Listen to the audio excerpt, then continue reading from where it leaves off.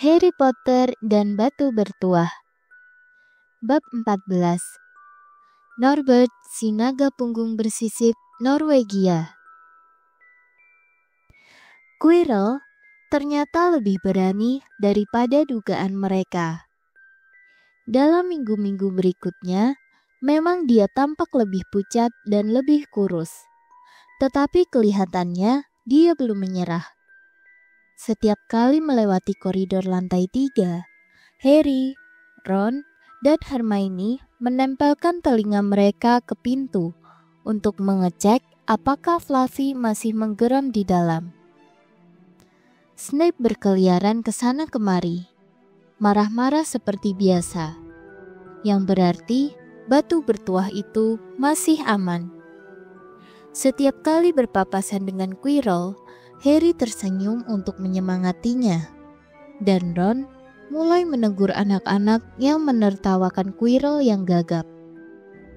Tetapi Hermione banyak memikirkan hal lain selain batu bertuah. Dia telah mulai merevisi jadwal belajarnya dan memberi kode-kode warna pada catatan-catatannya. Harry dan Ron sebenarnya tidak keberatan, tetapi Hermione tak henti-hentinya mendesak mereka untuk melakukan hal yang sama. Hermione, ujiannya masih lama sekali. 2,5 bulan lagi. Itu tidak lama. Buat Nicholas Flamel itu cuma sekejap. Tukas Hermione. Tapi kita kan belum 600 tahun.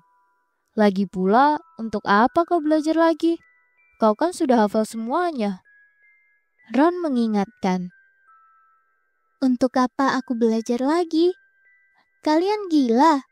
Kalian sadar kan kita harus lulus supaya bisa naik ke kelas 2. Belajar penting sekali. Aku seharusnya sudah mulai sebulan yang lalu. Aku tak tahu apa yang terjadi padaku. Celakanya, para guru berpikiran sama dengan Hermione. Mereka membebani anak-anak dengan begitu banyak PR, sehingga liburan Paskah tidak seasyik liburan Natal. Sulit bersantai bila Hermione ada di sebelah mereka, sibuk mengulang-ulang 12 kegunaan darah naga atau berlatih gerakan-gerakan tongkat sihir.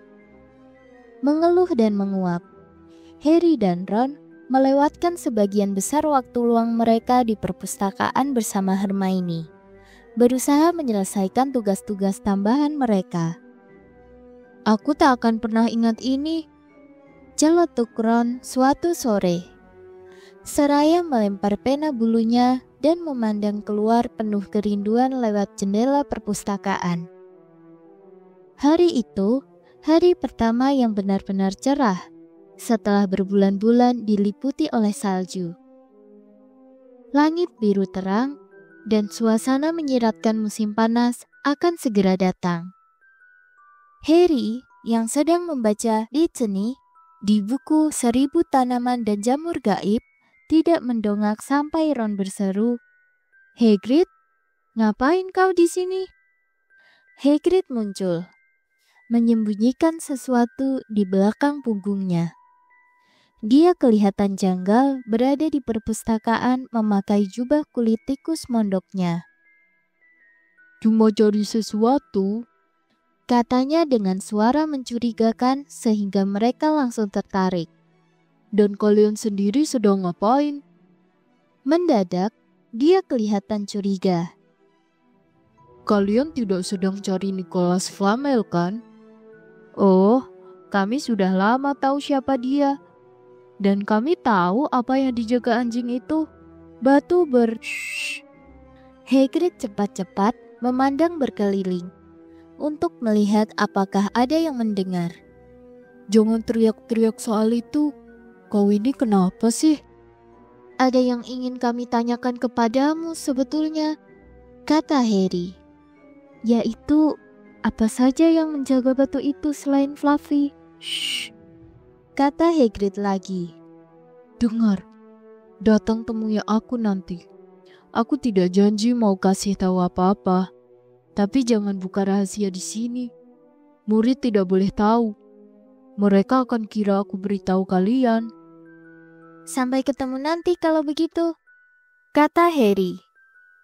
Hagrid keluar perpustakaan. Apa yang disembunyikan di belakang punggung? Tanya Hermione berpikir-pikir. Apa mungkin ada hubungannya dengan batu itu?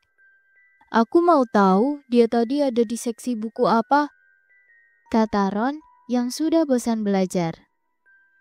Semenit kemudian, dia muncul lagi membawa setumpuk buku yang diempaskannya ke atas meja. Naga. Hagrid mencari informasi tentang naga. Lihat ini. Spesies naga di Britania Raya dan Irlandia. Dari telur ke neraka, penuntun pemelihara naga. Sudah lama Hagrid kepingin punya naga. Dia bilang begitu kepadaku waktu pertama kali aku bertemu dia, kata Harry. Tapi itu melanggar undang-undang. Penangkaran naga sudah dilarang oleh konvensi sihir tahun 1709. Semua orang tahu itu. Susah menjaga agar Muggle tidak mengetahui keberadaan kita jika kita memelihara naga di halaman belakang. Lagi pula, kau tidak bisa menjinakkan naga. Bahaya. Coba kalau kalian bisa melihat luka bakar Charlie gara-gara naga liar di Rumania. Jadi tidak ada naga liar di Britania? Tanya Harry. Tentu saja ada. Naga hijau Welsh yang biasa dan naga hitam Hebridean. Kementerian Sihir cukup repot menyembunyikan mereka. Orang-orang kita harus terus-menerus menyihir Muggle yang pernah melihatnya untuk membuat mereka melupakannya. Kalau begitu, apa yang sedang dilakukan Hagrid? Ketika mereka mengetuk pintu pondok si pengawas binatang liar 1 jam kemudian, mereka heran melihat semua gorden tertutup. Hagrid berseru, "Siapa itu?" Sebelum mempersilakan mereka masuk dan cepat-cepat menutup pintu kembali. Di dalam panas sekali. Meskipun udara hangat, di perapian api menyala-nyala. Hagrid membuatkan teh dan menawari mereka sandwich musang yang mereka tolak. "Noh, kalian mau tanya sesuatu?" "Ya, kami ingin tahu apakah kau bisa memberitahu kami apa saja yang menjaga batu bertuah selain Fluffy." Hagrid mengerutkan kening ke arah Harry. "Tentu saja tidak bisa. Pertama, aku sendiri tidak tahu. Kedua, kalian sudah terlalu banyak tahu. Jadi aku tak akan beritahu kalian kalaupun aku bisa. Batu itu di sini untuk alasan baik. Batu itu nyaris dicuri dari Gringotts. Kurasa kalian sudah simpulkan ini. Aku tak mengerti bagaimana kalian bisa tahu tentang Fluffy." "Oh, ayolah Hagrid. Kau mungkin tak ingin memberitahu kami. Tetapi kau sebetulnya tahu segalanya yang terjadi di sini," kata Hermione dengan suara hangat memuji. Jenggot Hagrid bergerak-gerak dan mereka bisa menebak dia sedang tersenyum. "Kami cuma ingin tahu siapa yang menjaga. Itu saja. Kami penasaran siapa yang cukup dipercaya Dumbledore untuk membantunya. Selain kau." Dada Hagrid membusung mendengar kalimat terakhir Hermione.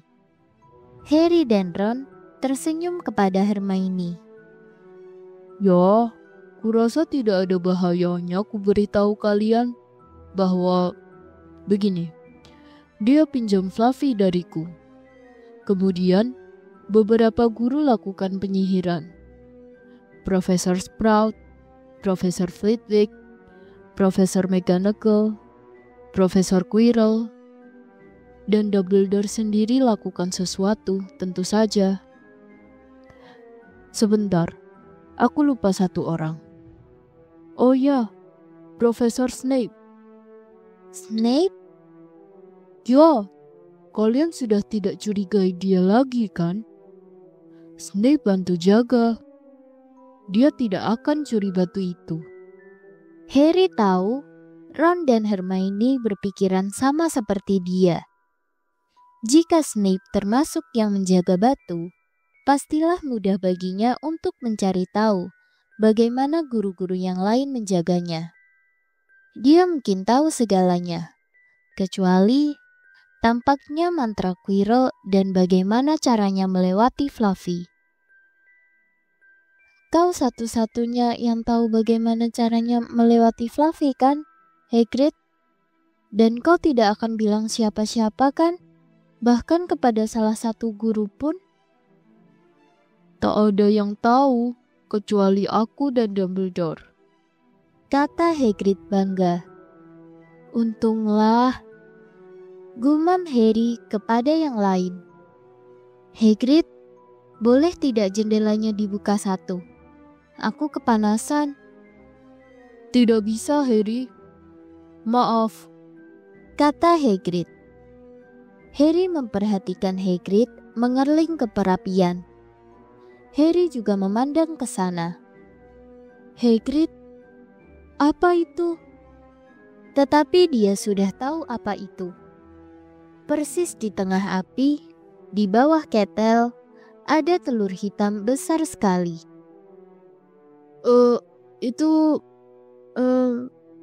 Kata Hagrid dengan gelisah memilin-milin jenggotnya.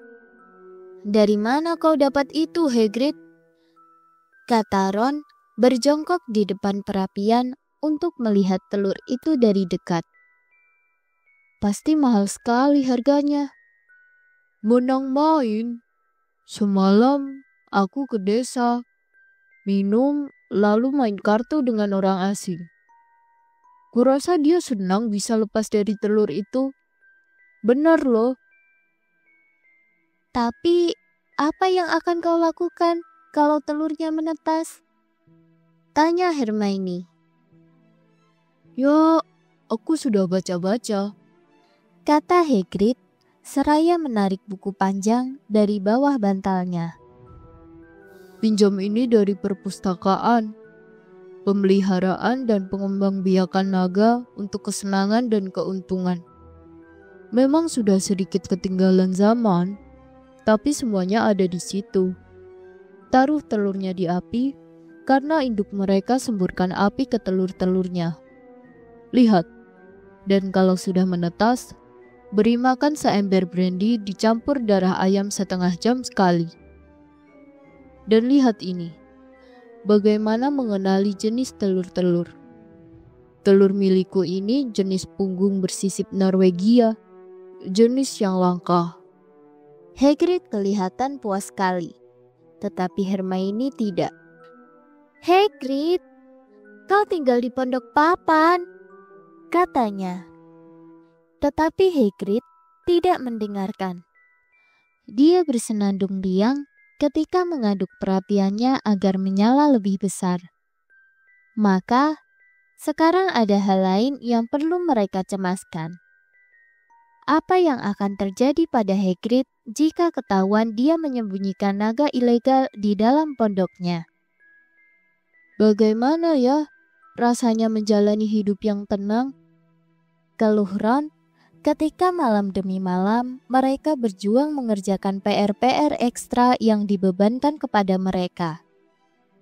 Hermione sekarang sudah mulai mengatur ulang jadwal belajar Harry dan Ron, membuat mereka berdua jengkel. Kemudian, suatu pagi saat sarapan, Hedwig membawa surat lagi untuk Harry dari Hagrid. Hagrid hanya menulis 2 kata, sedang menetas. Ron ingin membolos dari kelas herbologi dan langsung ke pondok. Hermione menentang habis-habisan. Hermione, berapa kali dalam hidup kita bisa melihat naga yang sedang menetas? Ada pelajaran, nanti kita kena marah. Dan itu belum apa-apa dibanding dengan apa yang akan terjadi pada Hagrid kalau ada orang yang tahu apa yang sedang dilakukannya. Diam, desis Harry. Malfoy hanya 1 meter dari mereka, dan dia langsung berhenti untuk mendengarkan. Seberapa banyak yang berhasil didengarnya? Harry sama sekali tidak menyukai ekspresi wajah Malfoy. Ron dan Hermione bertengkar sepanjang perjalanan ke kelas herbologi. Dan pada akhirnya, Hermione setuju kabur ke pondok Hagrid dengan kedua temannya pada saat istirahat pagi.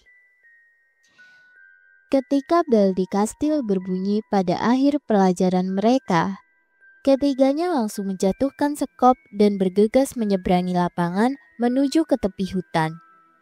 Hagrid menyalami mereka. Wajahnya riang kemerahan. Sudah hampir keluar. Diajaknya mereka masuk. Telur itu tergeletak di atas meja. Ada retakan-retakan dalam pada kulitnya. Sesuatu bergerak-gerak di dalamnya, menimbulkan bunyi klak-klik yang aneh terdengar. Mereka semua menarik kursi ke dekat meja dan mengawasi dengan napas tertahan. Mendadak, terdengar bunyi gesekan dan telur itu terbelah. Bayi naga tergeletak di meja.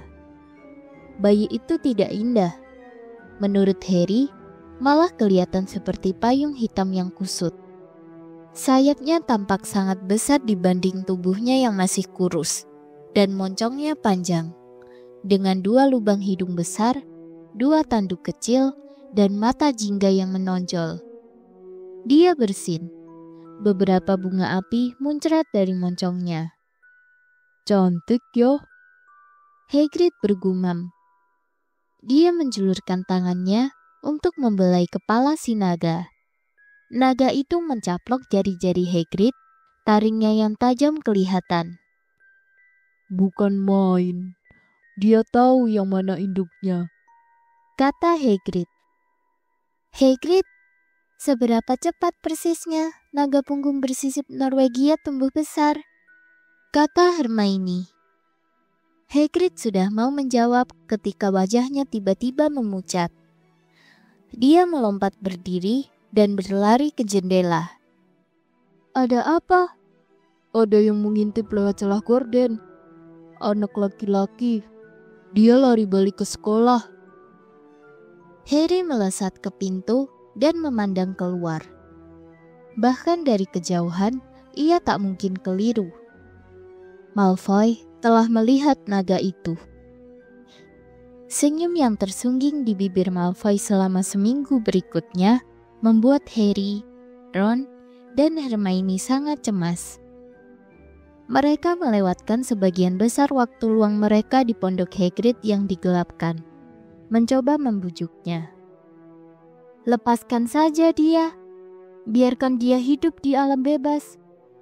Tidak bisa. Dia masih terlalu kecil. Dia akan mati, kata Hagrid. Mereka memandang si naga. Bayi itu sudah 3 kali lipat lebih panjang dalam waktu seminggu. Asap tak henti-hentinya berembus melingkar dari lubang hidungnya. Hagrid belakangan ini sudah tidak melakukan tugas-tugasnya sebagai pengawas binatang liar di sekolah karena si naga kecil membuatnya sangat sibuk. Botol-botol brandy kosong dan bulu-bulu ayam bertebaran di lantai. Aku sudah memutuskan untuk menamainya Norbert, kata Hagrid seraya menatap si naga dengan mata yang basah. Dia sudah kenal aku sekarang. Lihat, Norbert, Norbert, mana mama? Dia sinting. Ron bergumam di telinga Harry. Hagrid, 2 minggu lagi Norbert sudah akan sepanjang rumahmu. Malfoy bisa melapor kepada Dumbledore kapan saja. Hagrid menggigit bibir. Aku tahu aku tak bisa memeliharanya selamanya. Tetapi aku tak bisa menyuruhnya pergi begitu saja. Aku tak bisa. Mendadak, Harry menoleh kepada Ron. Charlie, kata Harry. Kau juga ikutan sinting. Namaku Ron, ingat? Kata Ron. Bukan, Charlie kakakmu. Charlie, di Rumania, sedang belajar tentang naga. Kita bisa mengirim Norbert kepadanya. Charlie bisa memeliharanya dan kemudian melepasnya ke alam bebas. Brilian. Bagaimana, Hagrid? Pada akhirnya, Hagrid setuju mereka mengirim burung hantu kepada Charlie untuk menanyainya. Minggu berikutnya berlalu lambat. Rabu malam, Hermione dan Harry masih duduk berdua di ruang rekreasi lama sesudah yang lain pergi tidur. Jam di dinding baru saja berdentang menandakan tengah malam ketika lubang lukisan tiba-tiba membuka. Ron mendadak muncul ketika dia melepas jubah gaib Harry. Dia baru kembali dari pondok Hagrid membantunya memberi makan Norbert yang sekarang sudah makan berkerat-kerat bangkai tikus. Dia menggigitku, katanya, menunjukkan tangannya yang dibalut sapu tangan berdarah.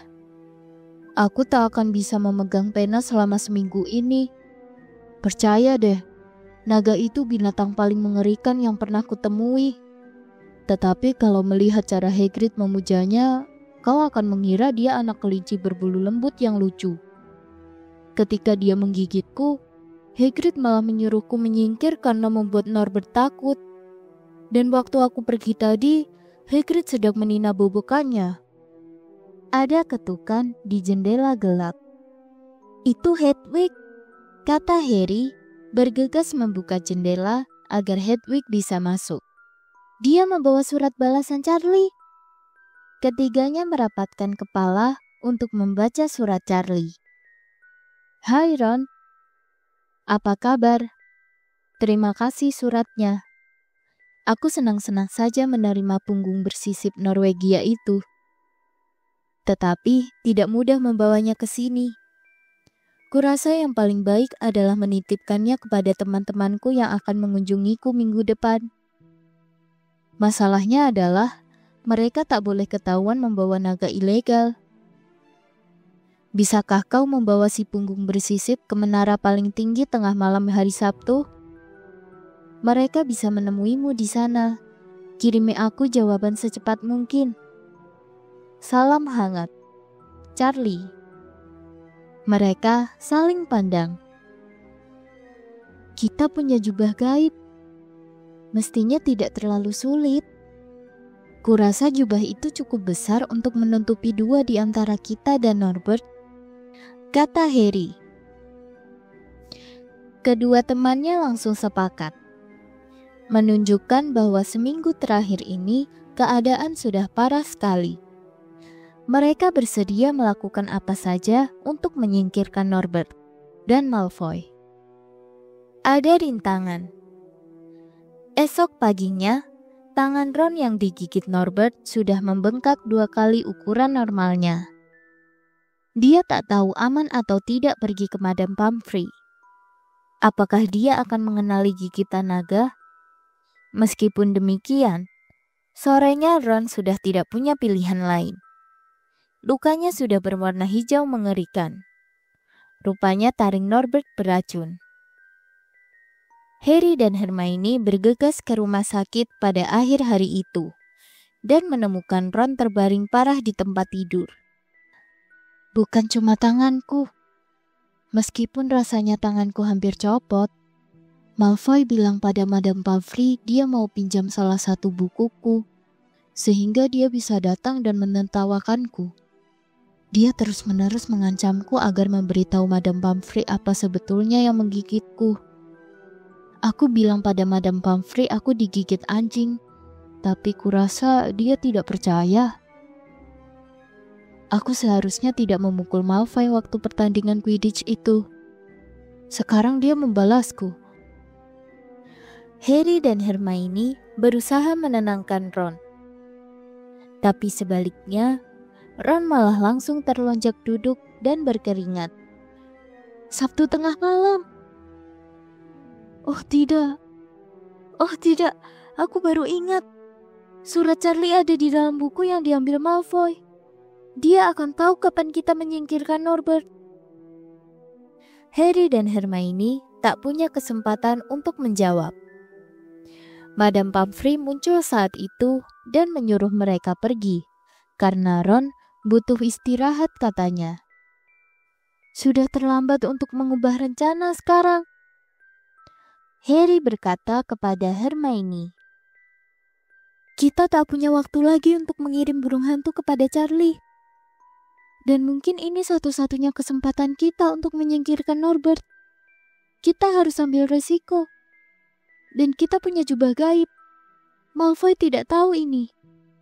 Mereka menemukan Fang, anjing Hagrid, duduk di depan pondok dengan ekor terbalut. Ketika mereka datang untuk memberitahu Hagrid yang membuka jendela untuk bicara kepada mereka. Kalian tidak boleh masuk. Norbert sedang rewel. Bisa kutangani, katanya tersengal. Ketika mereka memberitahunya tentang surat Charlie, mata Hagrid langsung berkaca-kaca. Entah karena ia sedih atau karena Norbert baru saja menggigit kakinya. Au! Tidak apa-apa. Dia cuma menggigit botku. Cuma main-main. Wajar, masih bayi. Si bayi menyabetkan ekornya ke dinding, membuat semua jendela pondok bergetar. Harry dan Hermione kembali ke kastil, berharap Sabtu segera datang. Mereka pasti merasa kasihan pada Hagrid ketika tiba saatnya bagi si pengawas binatang liar itu untuk mengucapkan selamat tinggal kepada Norbert. Kalau saja mereka tidak terlalu mencemaskan apa yang harus mereka lakukan. Malam itu sangat gelap dan berawan, dan mereka agak terlambat tiba di pondok Hagrid karena harus menunggu Pips menyingkir dulu dari aula depan. Pips sedang main tenis di situ, melawan tembok. Hagrid sudah menyiapkan Norbert dalam kotak besar. Sudah kusiapkan banyak tikus dan brandy untuk makan di jalan. Dan boneka beruangnya juga sudah kumasukkan. Siapa tahu dia kesepian, kata Hagrid dengan suara tersendat. Dari dalam kotak terdengar robekan yang bagi Harry kedengarannya si boneka beruang sedang dicabut kepalanya. Dadah Norbert. Hagrid terisak ketika Harry dan Hermione menyelubungi kotak itu dengan jubah gaib, lalu mereka sendiri melangkah ke baliknya. Mama tidak akan melupakanmu. Bagaimana mereka berhasil membawa kotak itu ke kastil, mereka tak pernah tahu. Sudah menjelang tengah malam ketika mereka bersusah payah membawa kotak Norbert menaiki tangga pualam di aula depan dan melewati koridor-koridor gelap. Naik tangga lain lagi, kemudian tangga lain. Bahkan lewat salah satu jalan pintas yang diketahui Harry pun tidak membuat tugas mereka bertambah ringan. Hampir sampai, seru Harry terengah ketika mereka tiba di koridor di bawah menara tertinggi. Gerakan mendadak di depan mereka nyaris membuat mereka menjatuhkan kotak. Lupa bahwa mereka sebetulnya tidak kelihatan. Mereka merapat ke tempat yang terlindung bayang-bayang, memandang dua sosok gelap yang sedang bergulat sekitar 3 meter dari tempat mereka. Mendadak, lampu menyala. Profesor McGonagall memakai baju tidur kotak-kotak dan harnet, menjewer telinga Malfoy. Detensi! Dan potong 20 angka dari Slytherin. Berkeliaran tengah malam. Beraninya kau! Teriak Profesor McGonagall. Anda tidak mengerti, Profesor. Harry Potter akan datang. Dia membawa naga. Sungguh omong kosong. Berani-beraninya kau bohong besar begitu. Ayo, aku akan bicara pada Profesor Snape tentang kau, Malfoy. Setelah kejadian itu, tangga spiral curam ke atas menara serasa jadi mudah didaki. Baru setelah melangkah ke udara malam yang dingin, Mereka berani melepas jubah. Lega bisa bernapas bebas lagi. Hermione menari-nari. Malfoy dihukum kurung. Mau nyanyi aku rasanya. Jangan. Harry menasihatinya. Sambil menertawakan Malfoy, mereka menunggu. Norbert mengibas-ngibas di dalam kotaknya. Kira-kira 10 menit kemudian, 4 sapu meluncur turun dari kegelapan. Teman-teman Charlie anak-anak periang. Mereka menunjukkan kepada Harry dan Hermione jaring yang telah mereka buat, supaya mereka bisa bekerja sama mengangkat Norbert. Mereka semua membantu menaikkan Norbert ke atas jaring. Kemudian, Harry dan Hermione berjabat tangan dengan keempatnya dan mengucapkan banyak terima kasih kepada mereka. Akhirnya, Norbert berangkat, pergi, dan lenyap. Mereka menyelinap menuruni tangga spiral. Hati mereka seringan tangan mereka setelah Norbert tak lagi membebani. Tak ada naga lagi. Malfoy kena detensi. Apa yang bisa merusak kegembiraan mereka? Jawabannya telah menunggu di kaki tangga. Ketika mereka melangkah ke koridor, mendadak wajah Filch muncul dari kegelapan. Wah. Kita dalam kesulitan, bisiknya. Jubah gaib ketinggalan di atas menara.